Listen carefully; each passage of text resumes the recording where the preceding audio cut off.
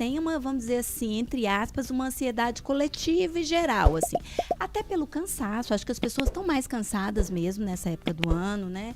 E existe essa ansiedade. Mas até que ponto essa coletiva pode afetar no individual? Quando eu sei que a minha ansiedade coletiva, esse estresse, está me afetando num nível que já é arriscado, que pode se tornar uma frustração, que vai caminhar, por exemplo, para uma depressão nesse período. Como é que é esse divisor de águas? Primeiro ponto que a gente tem que pensar é no prejuízo que aquilo está causando para aquela pessoa, tá? Tá gerando um prejuízo significativo? Então esse é um ponto. Estou um pouco ansioso aqui final do ano, Natal, não gosto muito dessas épocas, estou um pouquinho triste, estou torcendo que isso passe logo. E aí passou, talvez ficou 1, 2 semaninhas ali, um pouquinho para baixo, mas já começou a recuperar. Não teve um impacto no trabalho, não teve um impacto nos relacionamentos. Esse é um ponto talvez o mais importante. E os outros é a frequência, intensidade e duração. É algo que fica o dia inteiro ali rondando a cabeça da pessoa. Não tem nenhum momento que ela consegue descontrair, é algo muito frequente, é muito intenso e dura o dia todo e provoca prejuízo. Aí a gente começa a pensar de fato que algum transtorno começou a se desenvolver por conta dessa pressão do final do ano. Porque a pressão do final do ano por si só ela não é um transtorno, é só um gatilho? Seria um gatilho que pode evoluir para algum transtorno. Então, ali é um padrão sazonal coletivo que a gente observa um aumento do estresse, aumento da ansiedade e aumento, talvez, de sintomas depressivos, mas que não caracterizam a depressão. Sintomas da depressão, perda do interesse, perda de motivação, alteração do sono, lentificação psicomotora, um certo desânimo. Todos nós apresentamos isso em algum momento das nossas vidas e isso não vira uma depressão. Mas isso já não poderia estar relacionado com o cansaço propriamente de um ano inteiro? Aí a gente já está assim, doido para acabar? Assim, nossa, vamos acabar também, porque já todos esses sintomas já não poderia, né? já deu por esse ano. Vamos para 2024. Como se fosse mudar muito, às vezes nem muda tanto, né? Mas aí só de ter a perspectiva do novo. Mas todos esses sintomas já não poderiam estar só associados ao cansaço? Poderia, por isso que a gente não pode falar que isso é um transtorno depressivo. Agora, é interessante essa pergunta porque, sim, poderia estar associado com o cansaço, mas esse marco temporal, ele marca um ponto de recomeço. Então tem um marco, porque provavelmente você não está muito mais cansada do que você estaria em novembro, do que você estaria em outubro. Você está muito mais cansada quando você compara com janeiro, com o início do ano. Mas será que você cansou demais de novembro para dezembro? Você cansou um pouco mais, 1 mês a mais de cansaço. Então, assim, o cansaço, ele vai explicar parte disso. Mas esse marco temporal, eu acho que ele explica mais essa visita ao futuro, essa contabilidade do que você deixou de fazer e que você deveria fazer. No início do programa, vocês duas falaram, né, da questão assim, de não se cobrar tanto. Então, isso é extremamente importante, a autocompaixão. Né? Então, você olha, o que eu fiz e o que eu não fiz. E aí, a nossa mente, depois a gente pode falar sobre isso, existe um princípio que chama viés de negatividade.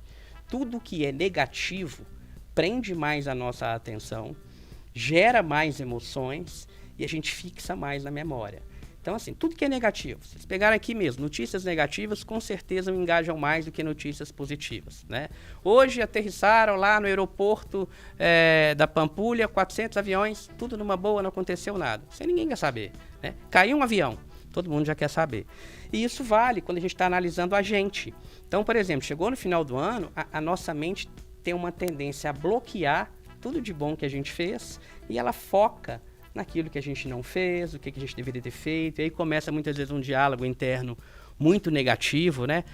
Eu sou uma burra mesmo, tudo que eu planejei eu não consigo fazer, realmente eu sou um fracasso, eu não vou dar conta. E a pessoa muitas vezes ela não consegue perceber, sei lá, planejou de ir na academia a semana inteira, de repente foi 2 vezes por semana, ela não consegue ver as 2 vezes por semana, a mente bloqueia aquilo ali e vai focar nas 3 vezes que ela não foi. É melhor, a gente tende a focar, se frustrar, né? Focar no negativo. Agora, a gente também, uma outra coisa que eu acho que nesse processo acaba acontecendo são as comparações, né? Que eu acho que também são muito danosas, né? Porque você vê ali todo mundo fazendo uma vez por semana, todo dia da semana, e você fazendo uma vez só. Esse tipo de coisa, a comparação, também pode provocar sintomas? Claro que provoca, né? E atualmente isso é muito, mas muito amplificado pelas redes sociais, né? Então, sem rede social, já tem esse padrão de comparação. Chegou no final do ano, né? Um primo passou no vestibular, o outro está tentando pela segunda vez e não passou. Força, né? guerreiros. Força, não passou. Na minha casa, na minha família, aconteceu isso demais. É muito ruim. E esse padrão de comparação, ele é muito amplificado no final do ano. Porque é no final do ano, querendo ou não, gente, que a gente faz um balanço da nossa vida, né? A pessoa que tem que é mais sensível, esse processo que a gente está discutindo aqui, acontece em praticamente todo mundo. Chegou o final do ano, você faz um balanço. Alguns, olha, tem gente que faz um balanço na segunda-feira, um balanço na sexta-feira, um balanço como que foi a semana. Tem gente que faz um balanço mensal. E, na verdade, a maioria faz isso mesmo. Olha, essa semana, esse mês não deu para fazer, esse mês que vem eu vou fazer, e esse semestre, e por aí vai, e esse ano. Então, o ano, a gente faz essa contabilidade do que a gente fez, do que a gente não fez. E aí tem o processo do viés de negatividade, que a gente foca muito nos aspectos negativos da gente, e a gente tem uma tendência de focar muito nos aspectos positivos dos outros. Até porque os outros escondem. Né? Você não chega, por exemplo, um dia que você está com uma diarreia, você não chega lá no seu banheiro e fala: oi, gente, hoje eu não fui trabalhar porque eu estou com uma diarreia. Você já viu? Se você já viu alguma publicação assim, você me fala. Eu até conheço uma pessoa que faz que faria isso.